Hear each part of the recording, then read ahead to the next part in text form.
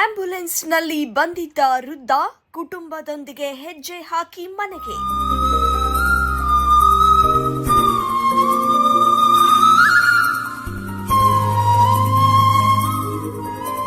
ಭಾಗ್ಯಜ್ಯೋತಿ ವೃದ್ಧಾಶ್ರಮದ ಮಾನವೀಯ ಸೇವೆಗೆ ಕುಟುಂಬದ ಕೃತಜ್ಞತೆ.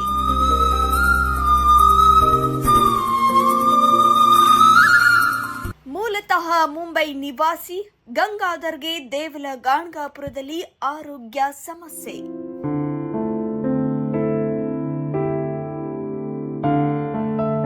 ಕಲಬುರಗಿ ಜಿಲ್ಲಾ ಆಸ್ಪತ್ರೆಯಿಂದ ಭಾಗ್ಯಜ್ಯೋತಿ ವೃದ್ಧಾಶ್ರಮಕ್ಕೆ ಸ್ಥಳಾಂತರ.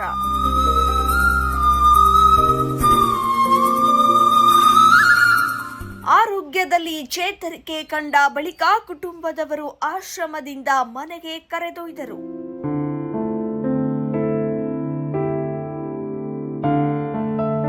ಮಾನವೀಯತೆ, ಪ್ರೀತಿ ಮತ್ತು ಸೇವಾ ಭಾವಕ್ಕೆ ಮತ್ತೊಂದು ಜೀವಂತ ಉದಾಹರಣೆಯಾಗಿ ಕಲಬುರಗಿ ನಗರದ ಕಾಕಡೆ ಚೌಕ್ನಲ್ಲಿರುವ ಭಾಗ್ಯಜ್ಯೋತಿ ವೃದ್ಧಾಶ್ರಮ ಗುರುತಿಸಿಕೊಂಡಿದೆ. ಮೂಲತಃ ಮುಂಬೈ ನಿವಾಸಿಯಾಗಿರುವ ಗಂಗಾಧರ್ ಅವರು ಆರೋಗ್ಯ ಸಮಸ್ಯೆಯಿಂದ ದೇವಲಗಾಣಗಾಪುರದಲ್ಲಿ ಅಸ್ವಸ್ಥಗೊಂಡಿದ್ದಾಗ ಸ್ಥಳೀಯರು ಅವರನ್ನ ಕಲಬುರಗಿ ಜಿಲ್ಲಾ ಆಸ್ಪತ್ರೆಗೆ ದಾಖಲಿಸಿದ್ರು. ಬಳಿಕ ಆಸ್ಪತ್ರೆಯ ಸಿಬ್ಬಂದಿ ಭಾಗ್ಯಜ್ಯೋತಿ ವೃದ್ಧಾಶ್ರಮದ ಸಂಸ್ಥಾಪಕ ಅಧ್ಯಕ್ಷೆ ಗಂಗಮ್ಮ ಗುರೇಗೋಳ್ ಅವರಿಗೆ ಕರೆ ಮಾಡಿ ಗಂಗಾಧರ್ ಅವರನ್ನ ಆಶ್ರಮಕ್ಕೆ ಕರೆದುಕೊಂಡು ಹೋಗುವಂತೆ ಮನವಿ ಮಾಡಿದ್ದರು. ಆ ಮನವಿಗೆ ಸ್ಪಂದಿಸಿದ ಗಂಗಮ್ಮ ಅವರು ಗಂಗಾಧರ್ ಅವರನ್ನ ಆಶ್ರಮಕ್ಕೆ ಕರೆತಂದು ಸುಮಾರು 2 ವರ್ಷ 3 ತಿಂಗಳು ನಮ್ಮ ತಂದೆಯಂತೆ ನೋಡಿಕೊಂಡು ಆಶ್ರಯ, ಆರೈಕೆ, ಚಿಕಿತ್ಸೆ ಹಾಗೂ ಅಗತ್ಯ ಸೌಲಭ್ಯಗಳನ್ನು ಒದಗಿಸಿ ಬದುಕಿಗೆ ಹೊಸ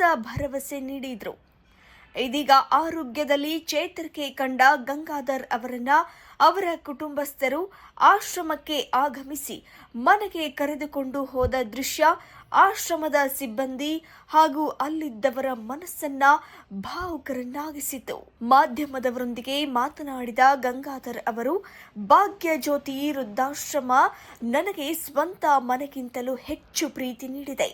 ಇಲ್ಲಿನ ವಾತಾವರಣ, ತಾಯಿಯಂತಹ ಗಂಗಮ್ಮ ಅವರ ಮಮತೆ ಮತ್ತು ಆಶ್ರಮದ ಸಿಬ್ಬಂದಿಯ ಸೇವೆಯನ್ನ ನಾನು ಎಂದಿಗೂ ಮರೆಯೋದಿಲ್ಲ. 2 ವರ್ಷ 3 ತಿಂಗಳು ನನ್ನನ್ನ ತಮ್ಮ ಕುಟುಂಬದ ಸದಸ್ಯನಂತೆ ನೋಡಿಕೊಂಡ ಎಲ್ಲರಿಗೂ ಹೃತ್ಪೂರ್ವಕ ಧನ್ಯವಾದಗಳು ಎಂದು ತಿಳಿಸಿದರು. गानगापुर से मेरे को लकवा मारा, वहाँ से हॉस्पिटल में आया था। ब्राह्मण लोग सब मिलकर हॉस्पिटल में डाला। डॉक्टर मैडम और डॉक्टर मिलके इधर आश्रम में छोड़ा। वो एम्बुलेंस में लेके आया। 2 साल हो रहे मेरे को खाला ये अम्मा। आश्रम ठीक है, इतना सहूलत घर में नहीं रहते, इधर सहूलत है, इतना सहूलत। गानगापुर से मेरे को लकवा मारा, वहाँ से हॉस्पिटल में आया था। ब्राह्मण लोग सब मिलकर हॉस्पिटल में डाला। डॉक्टर मैडम और डॉक्टर मिलके इधर आश्रम में छोड़ा। वो एम्बुलेंस में लेके आया। 2 साल हो रहे मेरे को खाला ये अम्मा। आश्रम ठीक है, इतना सहूलत घर में नहीं रहते, इधर सहूलत है, इतना सहूलत। राजू मेरा लड़का, मेरे को लेके जाने के लिए मेरा लड़का आया। अभी लड़का मेरे को लेके जा रहे हैं। मैं भीमंडी रहता हूँ, मुंबई का बाजू में भीमंडी है। लड़का लेके जा रहे हैं और 2 लड़की का शादी किया हूँ। लोग अपना अपना घर में है। अभी एक लड़का का शादी बाकी है।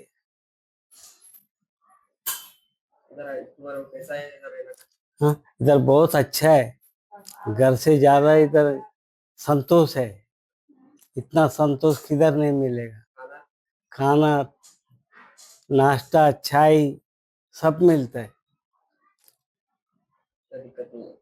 कोई दिक्कत नहीं है। हाँ, अभी घर पे जा रहा हूँ। बच्चा लेके जाने के लिए ये 2 बार आया। ಗಂಗಾಧರವರ ಪುತ್ರ ಮಾತನಾಡಿ, ಇಂದು ನಮ್ಮ ತಂದೆಯನ್ನ ಮತ್ತೆ ನಮ್ಮ ಮನೆಗೆ ಕರೆದುಕೊಂಡು ಹೋಗುತ್ತಿರುವುದು ಅತ್ಯಂತ ಸಂತಸದ ಕ್ಷಣ. ಇಷ್ಟು ವರ್ಷಗಳ ಕಾಲ ನಮ್ಮ ತಂದೆಯನ್ನ ಪ್ರೀತಿಯಿಂದ ನೋಡಿಕೊಂಡ ಭಾಗ್ಯಜ್ಯೋತಿ ವೃದ್ಧಾಶ್ರಮದ ಗಂಗಮ್ಮ ಅವರು ಹಾಗೂ ಸಿಬ್ಬಂದಿಗೆ ಎಷ್ಟೇ ಧನ್ಯವಾದಗಳು ಹೇಳಿದ್ರೂ ಕಡಿಮೆ ಎಂದು कृतज्ञते व्यक्तपडिसिದ್ರು। मैं भिवंडी से आया सर और मैं पापा को लेके जा रहा हूँ। दो साल से ढूंढ रहा हूँ, गंगापुर में मेरे को मिला नहीं था। फिर इसके बाद मैं एक मैसेज ने दिया था कि कलबुर्गा में है काकड़ी चौक में।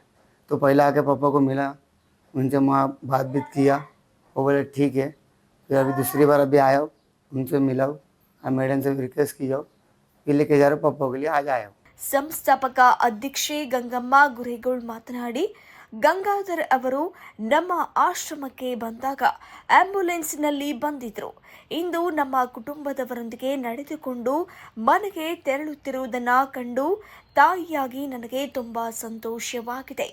ವೃದ್ಧರ ಸೇವೆಗೆ ನಮ್ಮ ಧ್ಯೇಯ, ಅವರನ್ನ ಗೌರವದಿಂದ ಬದುಕಿಸುವುದು ನಮ್ಮ ಕರ್ತವ್ಯ ಎಂದು ಹೇಳಿದರು.